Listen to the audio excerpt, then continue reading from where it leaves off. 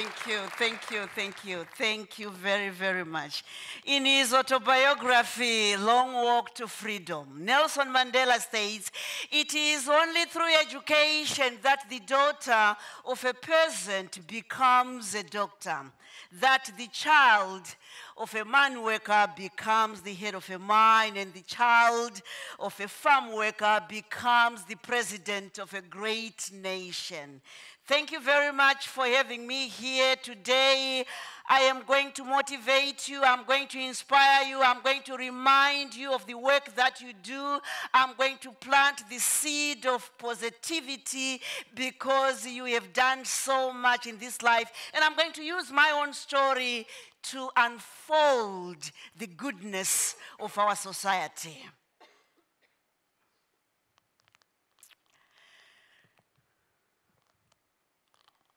I grew up in Rhodesia, in a rural community, with no running water, no electricity, nothing.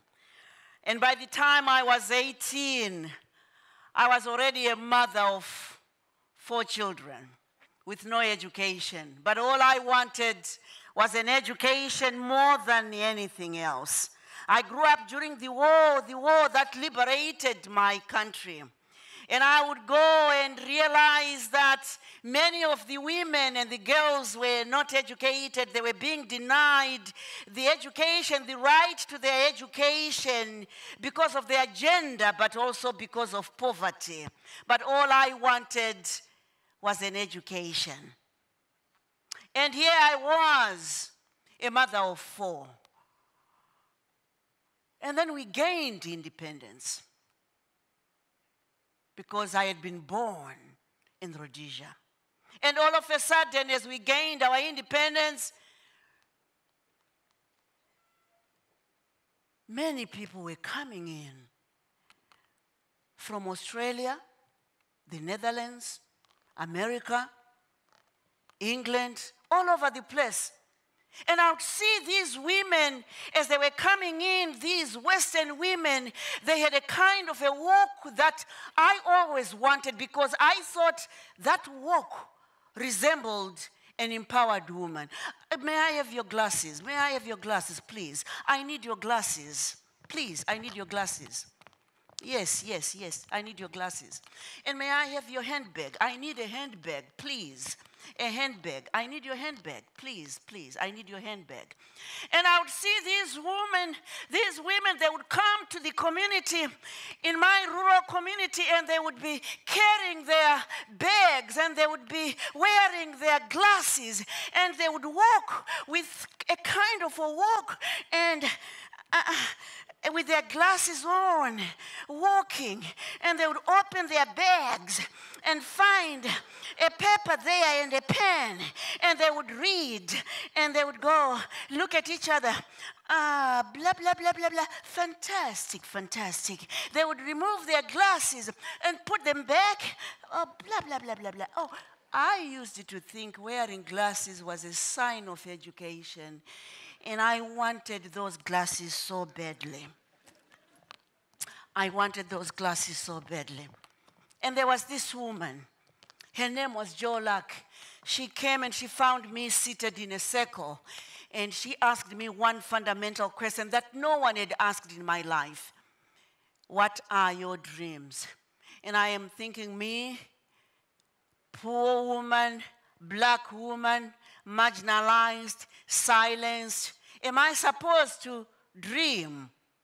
She looked at me, she said, yes, please, tell me, what are your dreams? When I opened my mouth, I became a chatterbox, and I told her, I want to go to America. I want to have an undergraduate degree. I want to have a master's, and I want to have a PhD. And she looked at me and she said, if you believe in your dreams, young woman, and if you truly work hard, Your dreams are achievable. And she used this word tinogona. In my language, it means it is achievable.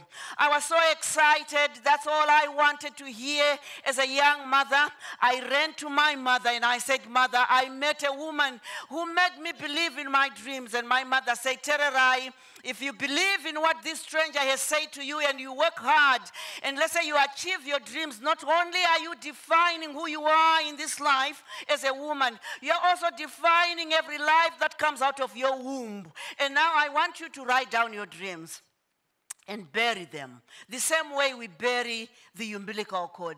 I come from a culture where when a child is born, an infant, the elders of the village, the grandmothers, they would take the mother's dress and they would tear a small piece and they cut the infant's umbilical cord and they would tie it in and bury it deep down in the ground with the belief that when this child grows, wherever they go, the umbilical cord will always remind them, the buried contents will always remind them of their importance.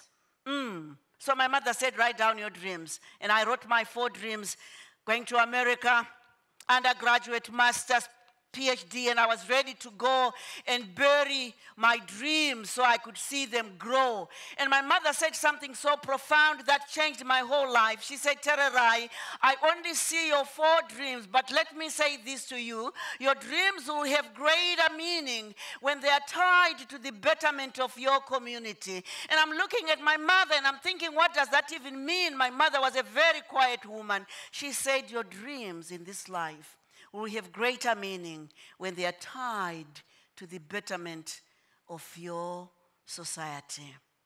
I would end up writing my number 5 dream. When I'm done, I want to come back and improve the lives of women and girls in my community. And I realized my mother was giving me an inheritance.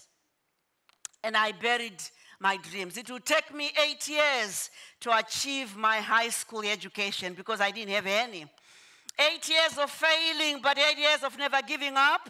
That time we used to be under the British system of education where I would do correspondence because I could not fit into a classroom. And I needed about 5 subjects for me to pass and get my high school education. And I would take 1 or 2 classes at a time because I didn't have any money. I relied on my mother who was a subsistence farmer. So she would give me money and I would write my exam and go to this rural post office, mail my exams to a place called Cambridge, and I would wait 6 months for those exams to come back, and I would open that brown envelope, and the brown envelope is telling me that I have a U ungraded and I have an F failure. I go to my mother and I said, I have failed, I need more money. My mother would go back to sell produces and she would give me another $40 and I would write again and wait another 6 months, and the results comes back and I have a U ungraded. I have an F failure and I never gave up, and I'd go back to my mother. My mother would give me some more money. 8 years and I achieved my high school education. Never give up on your dreams. Never give up on your dreams, because your dreams will define who you are. Your dreams will define the power that you have inside of you. Then I'd find myself at Oklahoma State University. But before I went to Oklahoma State University, my grandmother would always say, go to the place where you buried your dreams. Sit still. Imagine as if you have already achieved your dreams. I would spend hours and hours sitting there, feeling and seeing myself getting into an aeroplane. I had never been in an aeroplane in my life. The only planes that I knew were the helicopters, the war helicopters that would come into my community. And I would visualize that helicopter as an aeroplane. I would get there and it would fly me to a place called America, and I would see these tall buildings, and I'd find myself walking on campus carrying books. It was all in my mind. I had nothing. I was so desperate to achieve my own life. How many of you are familiar with this race where you have 6 runners and they are holding a stick and they run, and their aim is to pass on these sticks to the next runners up until they get to the end. How many of you are familiar with that? What is it called? Yeah, whatever the word is. Yeah. They call it a relay, is it right? Relay. And the sticks, what are they called, those sticks? Baton. Well, I always visualized when my great-grandmother, when she was born in a relay that she never defined. And she was born holding the baton.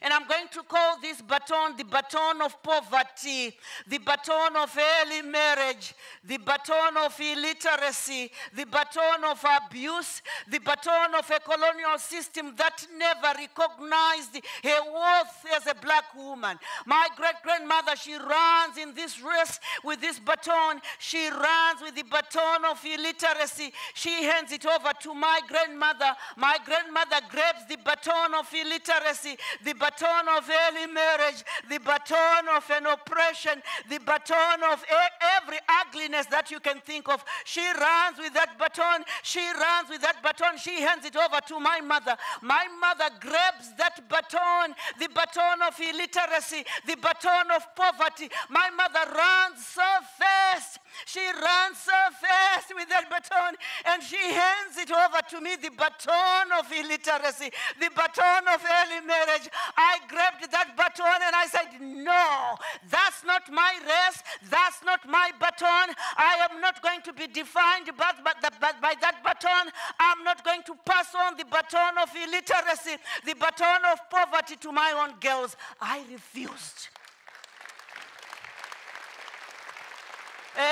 Hey, you might ask, why did I defy everything that shaped generations before me? Why did I defy everything that shaped my great-grandmother, my grandmother? I defied because I had hunger. There are two kinds of hungers in our lives. There is the great hunger and there is the small hunger. The small hunger or the little hunger is all about immediate gratification. It's all about how many Facebook likes did I get today.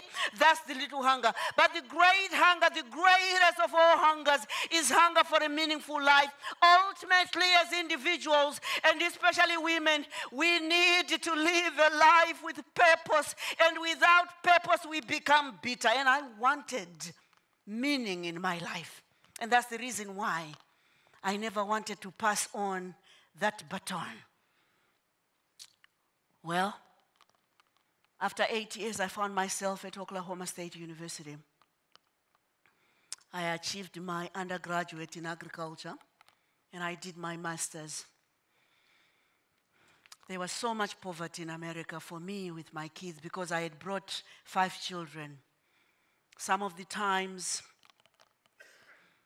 we would go and pick food from trash cans near the grocery store where they would throw away vegetables and fruits. I never gave up because I knew at the end of the tunnel, I could see the light. Then I applied for a job after my master's. Got accepted at a place called Arkansas, Little Rock, Arkansas. And one day I'm walking in the corridor. I see this woman. She looked at me. She said, I think I know you. And I said, no, I don't know you. She said, I think I know you. And I said, well, you know, I have met so many white women, so I'm not sure. I didn't say that to her, but I'm thinking, I'm not sure. She said, I think you are from Zimbabwe. And it dawned on me, this was the very woman that I had met some 14 years ago, the woman who had inspired me to believe in my dreams. I couldn't believe it. What are the chances, what are the odds that in our life you meet someone and then you meet them later on after they had inspired you, after they had planted the seed of positivity in you? And I realized that in our life, we stand on the shoulders of giants. We stand on others who can help us to thrive. We have a moral obligation to be there for others.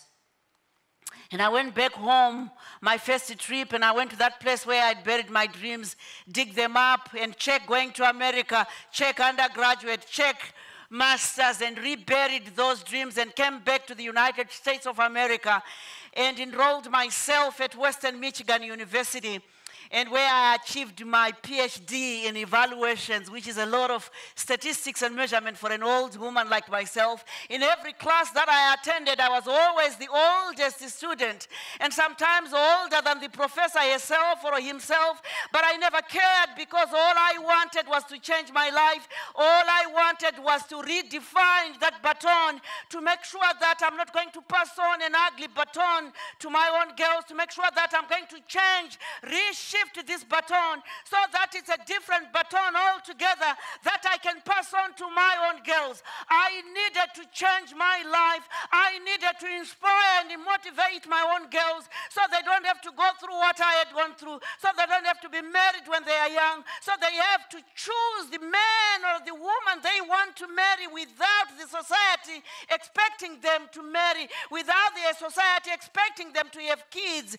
They had the choice, and I wanted them to make that choice.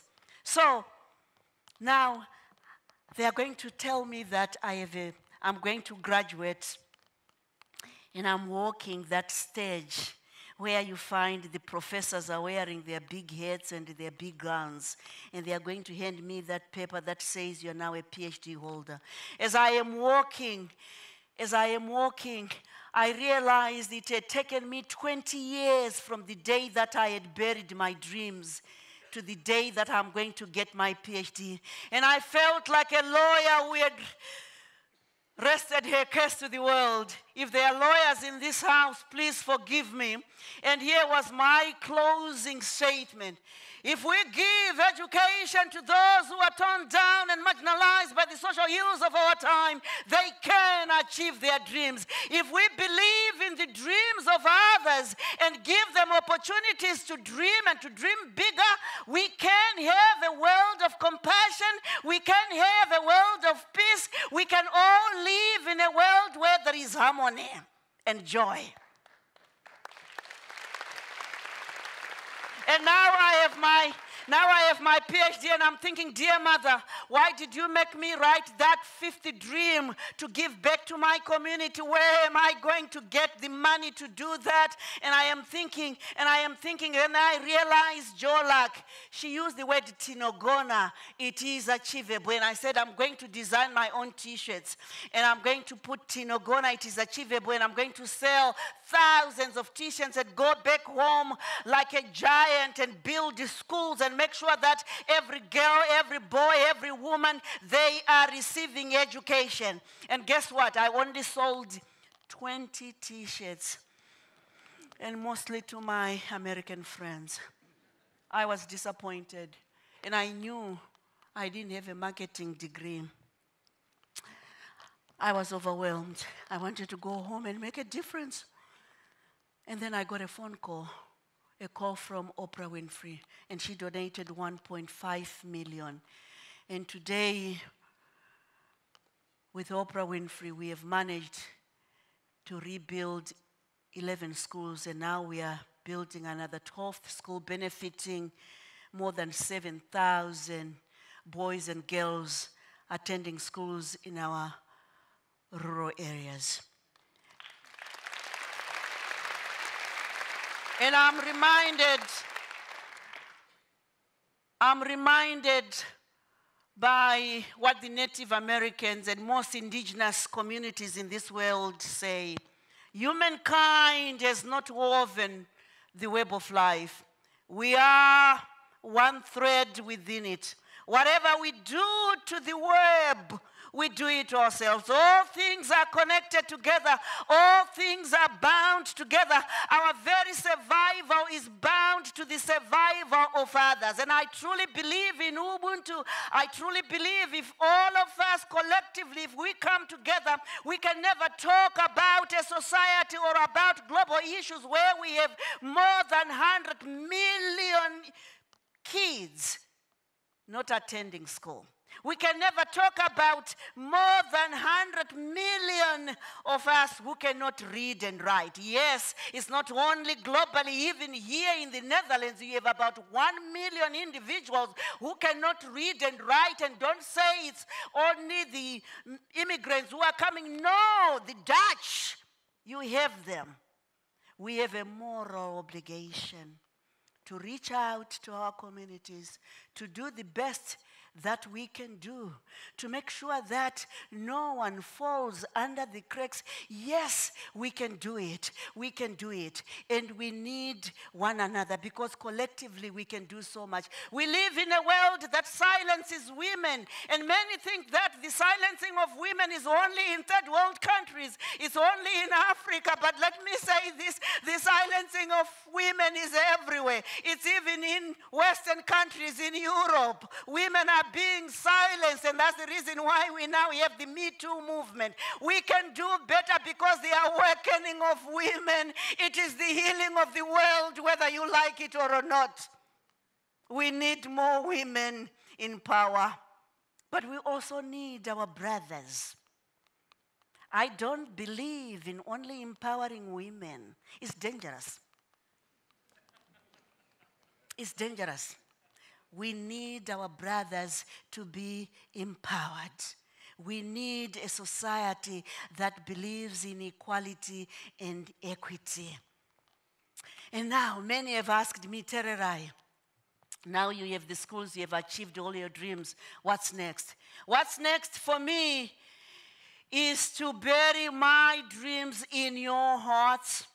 What's next for me is, before I die, I want to make sure that we build a sustainable education system in poor nations. That's what's next for me. Now we have built our schools. We have used all the monies. And when I try to write a grant to say I need more, the question is, oh, you know what? The world of donations is so much inundated. We have so many that are asking, you were so lucky you got funding from the Oprah Winfrey Show. No, we can't do it. I don't want donations. I'm done with donations. I am done. Here's the thing. And I want you to forgive me for this one, but I'll say it. Western countries, Europeans, in many ways, you have made Africa beggars, because every year we have to ask for donations.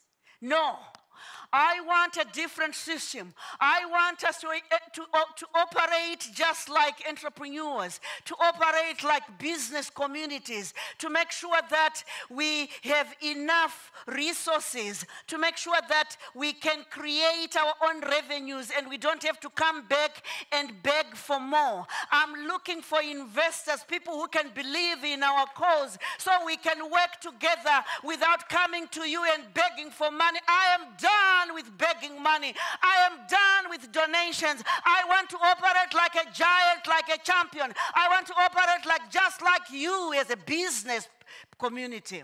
Why can't we? Why can't we? Every year we hear Africa has received so many billions of dollars. We hear so much money has gone into Africa, and yet we still see poverty. Nothing is changing. The reason why? Because we have been comfortable in receiving just funding and become slaves to those forms where we have to use the money so quickly so next year we can get more funding. I am done. I want to operate like a businesswoman. Who wants to join me? Who wants to join me?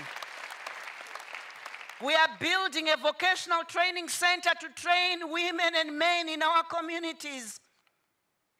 We are producing products. All we want from you is your knowledge. Why are you so successful? We need that knowledge. We don't need to be beggars. We need that knowledge. All I want from you is to get me the markets so that we can sell our products. All I want from you is the friendship that I want from you. We can make pottery for you. We can make beautiful designs that you can use in your hotels, in everywhere, in your shops. We can make placements for you, serviettes for you with that African design, and you'll be proud of it. That's what I want. I'm tired of begging. I am. And I think many of my colleagues are tired of begging, because you know you are better friends for us. You can help us with ideas. You can help us with creating quality products. That's all I want. Here is the thing. I believe so much in Ubuntu because I believe you are my sisters and my brothers.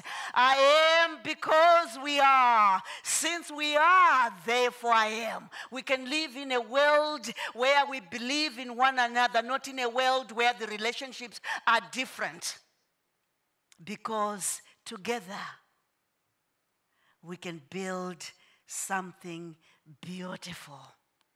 Together we can be true sisters and brothers. Thank you. Thank you. Thank you.